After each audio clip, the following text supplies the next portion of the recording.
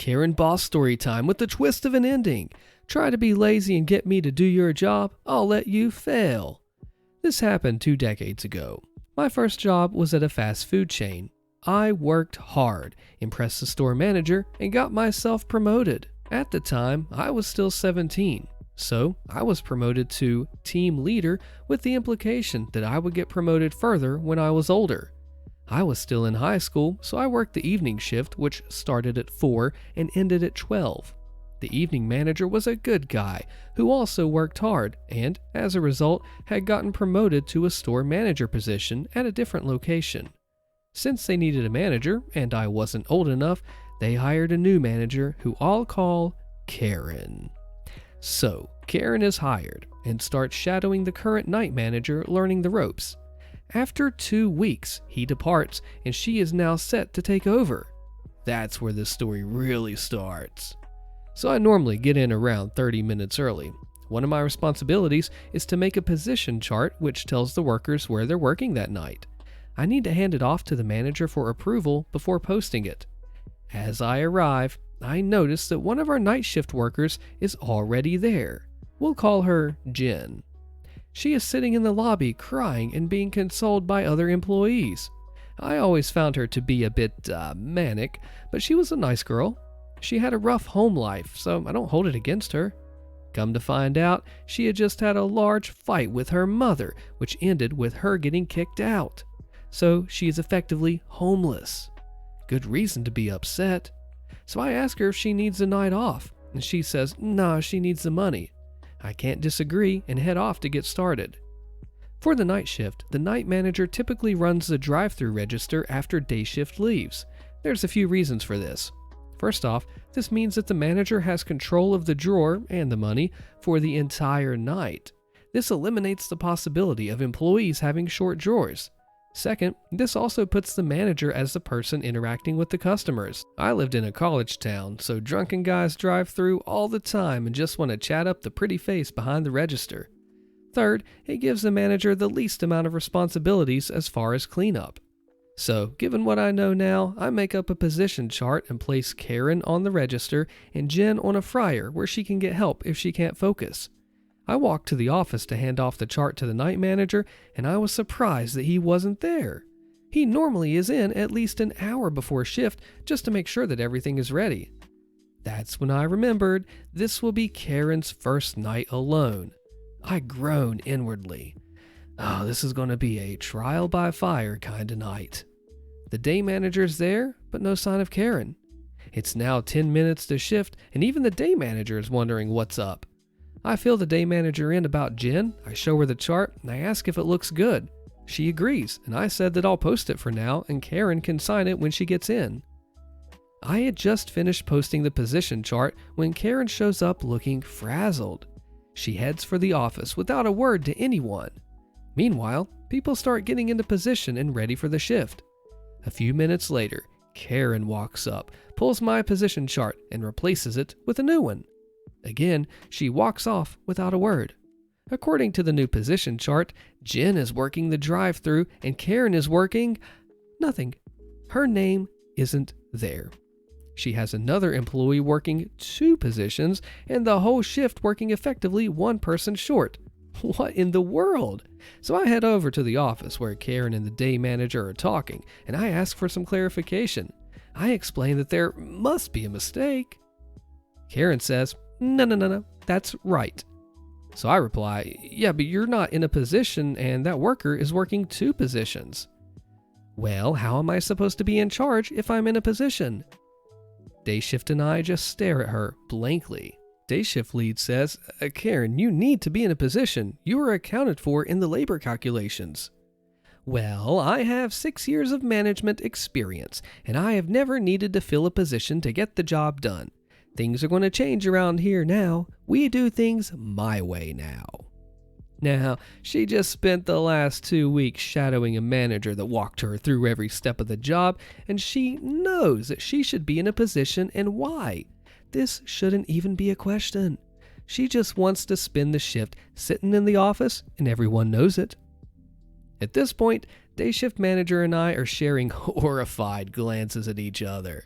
So I tell Karen that she'll need to go get people moved around if that's what she wants, because it's her plan. She gives an exasperated sigh and heads that way. I turn to day shift and I just plead with her to call the store manager and let her know what's going on, and she agrees. I head back to the line and start working. After a short time later, day shift pulls me aside and says that the store manager said that it is Karen's shift, that she is in charge.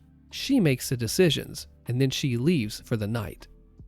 The shift proceeds to implode in a spectacular fashion.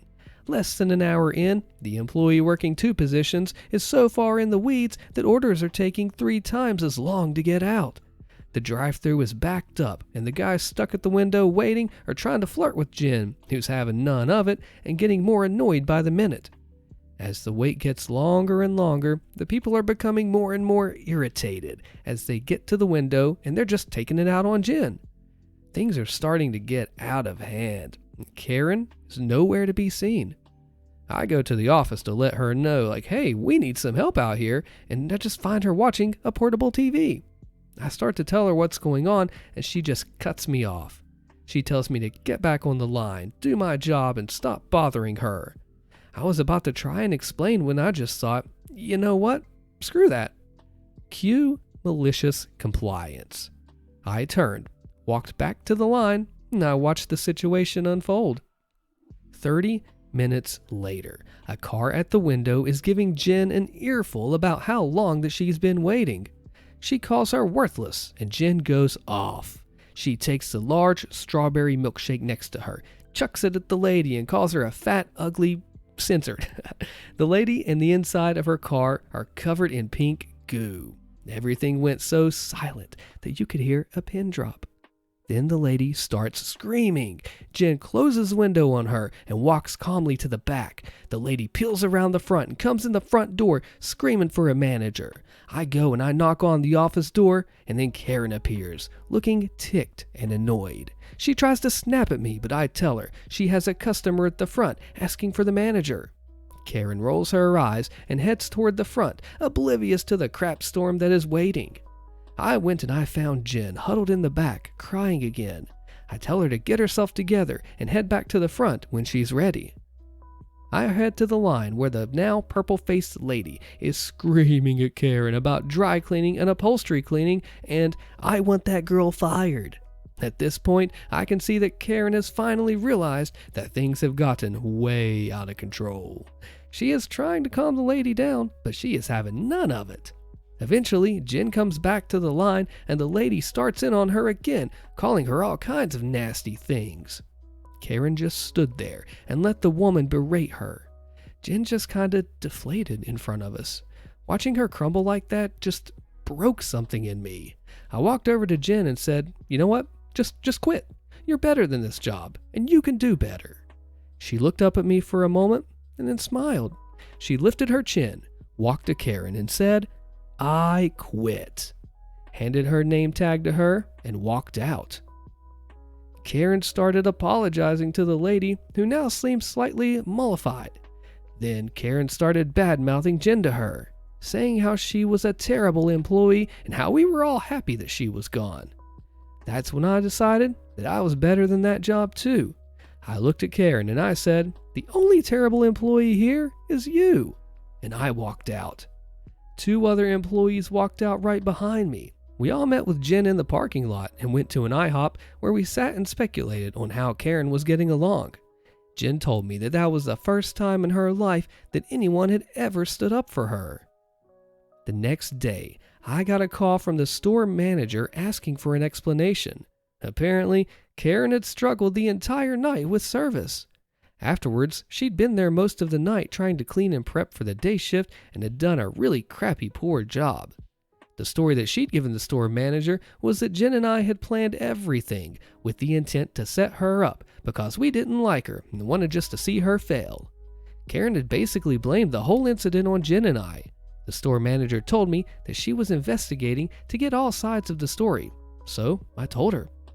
A few hours later, she called again and informed me that Karen was no longer employed and asked that if I would be coming in that night. I asked if Jen was getting her job back, and she said, No, the whole shake debacle wasn't something she could overlook. I said, well then, my answer is no.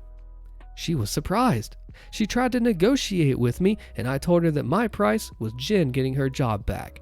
She said she couldn't do that, and that was that. If you're wondering how Jen turned out, I married her. We're very happy and have 4 children. OP showed the story to Jen and thought that she might cry, but she didn't. She said it was one of her darkest days, but ended up being one of the best of her life. What do you think? What would have you done? Boss tries to give disciplinary action for working too hard, posted by Asian Clooney.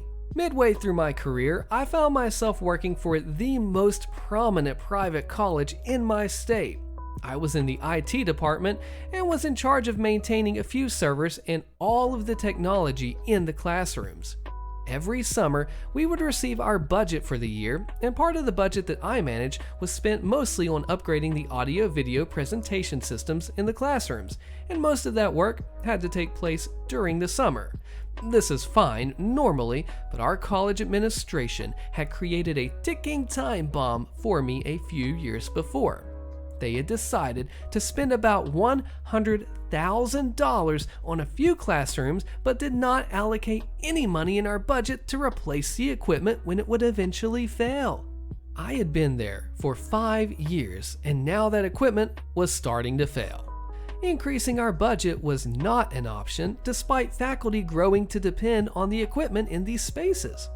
I was left to figure out how to make the same budget replace all of the equipment in those spaces, as well as the normal set of classrooms that would need to be upgraded elsewhere. Fine, I was up for the challenge. I had to simplify and purchase more value brand of equipment and do extra work to cut corners. A couple of weeks of shipping delays for the majority of the equipment saw me with roughly 1 month to rip out, replace, rewire, and configure about 15 classrooms, as well as update and test all of the existing classrooms within about a month before the semester began. Realizing the amount of work ahead of me, I began working.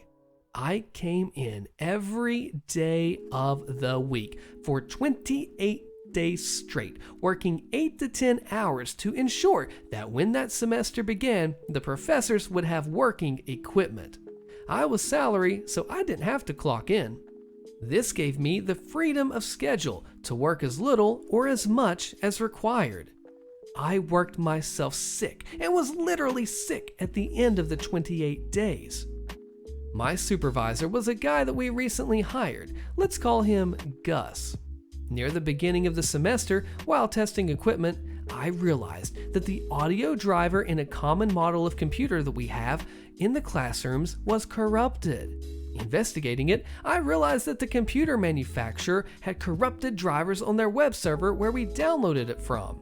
I asked my supervisor, who was in charge of managing the image deployment server, to rebuild the image with a non-corrupt version of the driver that I'd provided him, and he said that he would. I swing by the next day and I asked him if he had completed the rebuild. He had not. I tell him that I really need it as the semester loomed closer and closer, and he tells me he'll work on it. Next day, nothing. Day after that, nothing. Finally, he figures it out and I continue my work. He must have not liked being pressured, and perhaps the perception that he was incompetent, must have gotten to him. He decides to power trip and call me into his office and ask why I was working so much. I explained the administrative oversight a few years prior, shipping delays, cheaper equipment, extra required work, and his delaying of a working image. I tell him, hey look, I came in day after day after day asking for that rebuilt image. Each time that I said day, I am poking my finger straight down on the edge of his desk, enough that it makes a sound to emphasize that those delays hurt the work that I was doing. He wanted to find some personal failing that he could pull out of some disciplinary action around. I gave him none. Eventually, he ran out of ideas and I left his office, not thinking much of it. Gus, however, was a brown-noser of the highest order. He would follow our IT director like a puppy. He joined a band with my IT director, so my work situation was not exactly fair. The semester began, and not a single issue in all of the classrooms was reported. I was proud of the work that I was able to complete, given the challenges. The second day of the semester, my IT director calls me into his office. There, Gus is sitting beside him, and they both want to talk to me. I don't like the looks of this. My IT director starts asking me about why I was working so much. I explained to him, as I did Gus, the various factors that made this summer's work extra challenging. This destroyed any valid criticism they could muster. Gus goes on to say that he innocently inquired about my work and that I became violent, talking about the gesture that I made on his desk, illustrating his failure to do his work in a timely manner. I demonstrate exactly what I did on the IT director's desk to show how ridiculous of a claim that it was. My IT director wanted to exert his authority, and they would not stop until they had something to discipline me with. Nothing I would say would change the result. I was to be in trouble for whatever transgression they imagined up in this meeting. I make sure to point out how long it took Gus to do the small task that I depended on, knowing that I could have completed it in about an hour. He was incompetent. My IT director then alludes to the fact that I should respect Gus more, as he is my supervisor. Screw it, I think to myself. I then tell my director, it is as if Justin Bieber was trying to teach you about music theory. It's only going to tick you off. This sudden, sharp, and, in my opinion, hilarious comparison was too funny. Both Gus and my IT director immediately laughed their butts off, even though Gus was the subject of this insult. Once they had stopped laughing, my IT director put on a more serious tone. He says that I could manage my time better despite the unique circumstances of this summer's work. His voice gets really soft and slow while he's talking to me now. This is a trick he forgot that he told me that he uses in arguments to make the other person seem like they're out of control. It is condescending, as if spoken to as a child, and now he is using it on me. He tells me that he wants me to take some time management class. Also, to take a couple of days off and think about it. I just want you to think about it. However, he is going to need my keys and badge. Cue malicious compliance. At this point, he has provided me enough evidence that this is not a job that I want to stay at. The absurdity of working so hard and for 28 days straight on salary with no extra pay and to be rewarded with a disciplinary action was too much. That, in that moment, I had thought about it. Without saying anything, I hand over my badge. I took all of the mini keys off of my keyring and set them on his desk. I have thought about it, I tell him in the exact soft and condescending tone he used with me. And you can keep the keys and the badge, I told him with the biggest wry smile on my face. I then walk to my office. He follows me, and I notice his eyes had become glassy, as if he was hurt by the situation unfolding before him. He expected me to capitulate and accept his punishment for a job well done. He kept saying, I just want you to think about, with each time becoming increasingly desperate. And I kept repeating, I have thought about it. He disappears back into his office with his little minion, Gus, to discuss damage control. I quickly pen an email to all my other coworkers, letting them know that I was leaving and that I enjoyed working with them. I had to work quick, as I knew they would shut down all of my accounts very quickly. I packed up my personal effects and left. Gus and my IT director offered to help me, trying to walk back the situation with some small gesture of goodwill, but I was gone. I had been there for 5 years, but I was willing to walk away the moment that he tried to treat me so poorly. I found out a little later that the week before I left, a programmer that we hired had left after he treated her poorly too. I was not aware of the reason that she left when she did, but our office manager shared that she quit abruptly like me without anything lined up given his behavior. About a year later, I hear from the office manager that the IT director had left. Rumor is he was primarily working for another company while in his office at the college, effectively double dipping or making money for 2 jobs while only doing 1. He had been caught doing so and was warned by the administration to stop. He opted to leave instead of owning up to his own dubious behavior. My only regret is that I didn't leave that job sooner.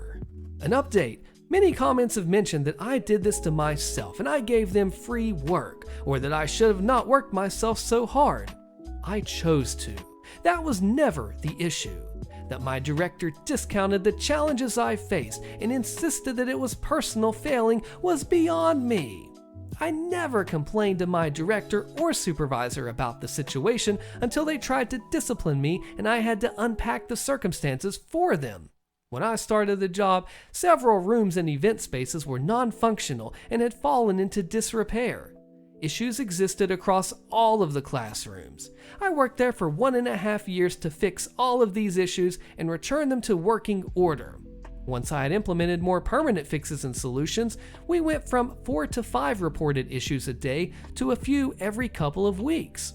I eventually implemented turnkey automated systems that made my job very easy. At this point, I started assisting Gus in the help desk, and he was the help desk manager. I worked with him and another support coworker to push down the help desk tickets. No one asked me to do this, and I worked very well with them. I helped Gus with issues that he could not fix, and he was appreciative. This was not required of me, but I helped because I had locked down and automated all of my systems. But Gus was lazy, took smoke breaks all day, and made student workers who knew very little, but more than him, try to fix the issues. I did not have a problem with him until I had to depend on him. Years of doing this work had shown me that addressing the issues while campus was empty took a lot less total time, as I had to schedule my work around classes and so on. Though it was stressful, fielding all of the complaints and getting additional pressure from my director if classrooms were not working would be worse, stress-wise. Once the semester began, I was fine. Had I remained, I would have taken time off and coasted through the semester like previous summers. All of that extra work would have been balanced by a lot of days where I took a more relaxed pace and worked no extra hours for months. Some comments mention that I should have used this as a feedback mechanism to management. That is a private sector mentality. Academia works through grants and endowments. Just as I had entered the college to find whole rooms offline, the administration would have let those rooms break down and let the faculty deal with it. I worked so hard because I cared about the work that I did, the faculty I supported, and how that reflected on me. One last thing. When I started working there, I tried a more communicative relationship with my director. Eventually, they got annoyed and left me with no direction. I had to determine my own projects and schedule unless something came down from administration that required our department. Directors in colleges are more focused on high visibility projects and padding their resumes. Attention is paid only when problems arise. I do not need you staying here with me, answering phone calls or processing customers for the rest of the shift. Posted by J-Man U Waterloo. Context: I used to work at a major supermarket in the online grocery department. This happened when I was about 7 months in this position, and about this time, the Delta variant of COVID had arrived, which meant that everyone in the community was scared of getting COVID and didn't want to actually walk into the grocery store to shop. Thus, all of these folks placed online orders for either pickup or delivery. Due to this exceptional demand, our bosses decided to have 20 order slots available to customers per hour for pickup. I worked in the pickup team, and the delivery team was outsourced to a third-party company. Anyways, we have a couple of new colleagues join us, and one of them in particular is of a very young age, 3 years younger, who also happens to be a micromanager and essentially a pain in the butt to work with. We'll call him Andy. Andy loves to go on his phone all the time. Now, mind you, I'm only in post-secondary now, and this happened in early 2021. In our team, we have a couple of roles which are assigned to staff on a daily basis. Sometimes the roles change, but generally they stay the same. Per our specific store policy, there are supposed to be 2 persons in the home area of the team at all times, answering customer calls and gathering all the necessary bins for a person's order. Note that role is given to generally more tenured persons unless they request otherwise and requires additional training from the department manager. One person is responsible for taking out the groceries to the customer's vehicle, and the rest of the staff are usually assigned to collect the individual items off the store shelves per a customer's order. Story. One day, I come into work, and I'm working a full shift, which is 8 hours. It happens that I'm working with newer staff only, and Andy is also working. There is no role assignment sheet out on that day, so no specific roles were assigned. I decide, since I'm more tenured and have had the necessary training, that I would stay in the home area of the team. Andy comes up to me and says that the manager had assigned him to stay for his shift, and he requested for me to help collect items off the shelves for the rest of my shift. Now, note here, it's difficult to be using your phone while collecting customer items, so ideally you want to stay in home base to use your phone. I say, you haven't had the training from the manager yet, and I'm more tenured. Andy says, no, I have had the training. Please go and collect items. I do not need you staying here with me answering phone calls or processing customers for the rest of the shift. Are you sure? All of the order slots are full for the rest of the shift. Yes, it's fine. Now please go and collect items. Okay. Malicious compliance. So I go and start collecting items for future customers' orders, and I return to base after a run, which is hour 1, to drop off the containers with items and grab new containers. Now you can only take so many containers in a cart at once. Andy seems to be managing fine, so I don't disturb him, and I go out for a second run. I come back, hour 2, and Andy asks me to take over his customer phone call. At this point, the customer is arguing over something trivial. But I tell him, hey, you told me that you don't need me to stay here for the entire shift, so I'm going for another run. Andy hesitantly agrees, and I continue with my third run.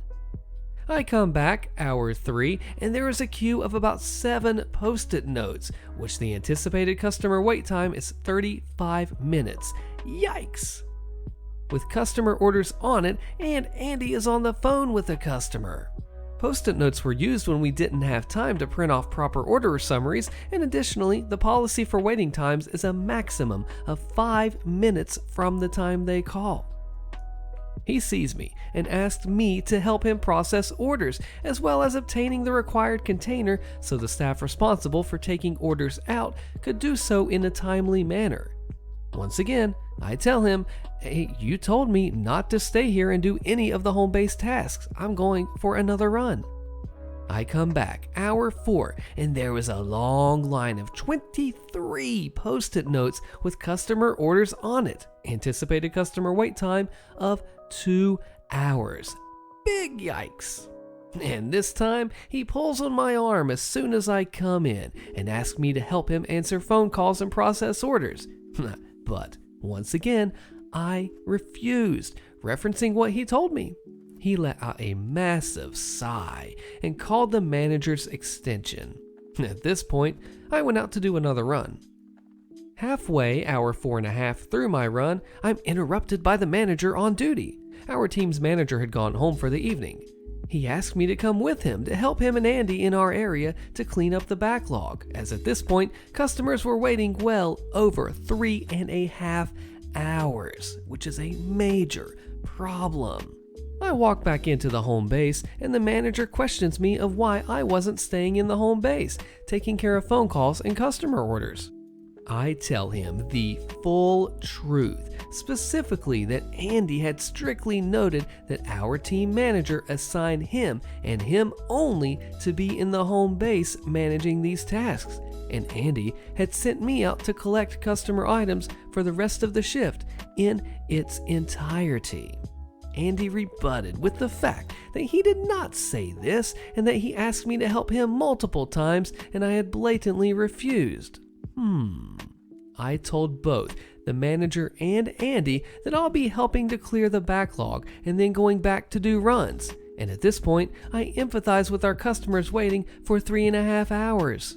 At the end of my shift, we finally managed to catch up a decent amount, and I did end up staying about 30 minutes overtime to reschedule the customers scheduled for later in the day to the next day's morning slots, double booking the next day's slots while Andy went home already.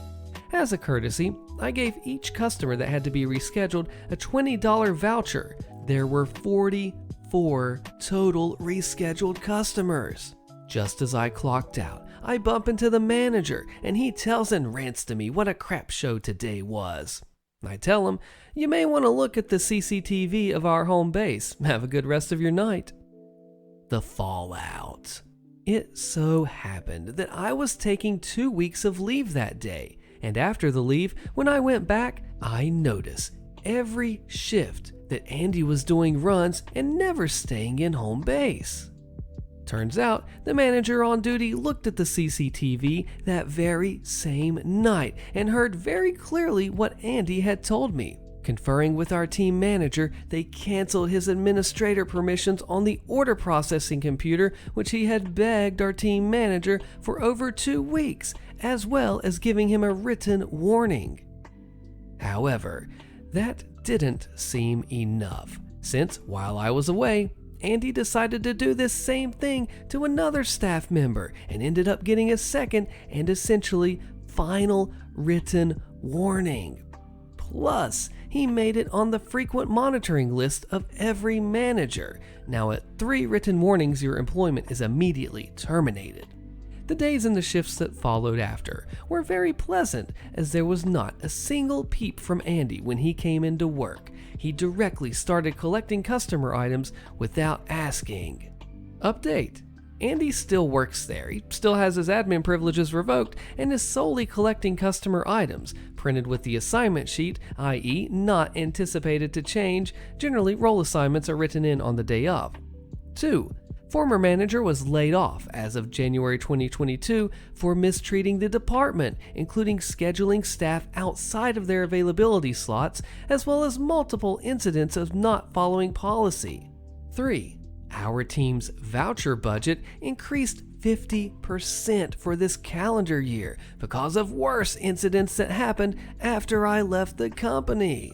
I destroyed my boss, Karen. She'll regret messing with me after this. Click the video on your screen. You don't want to miss this one, and I will see you there.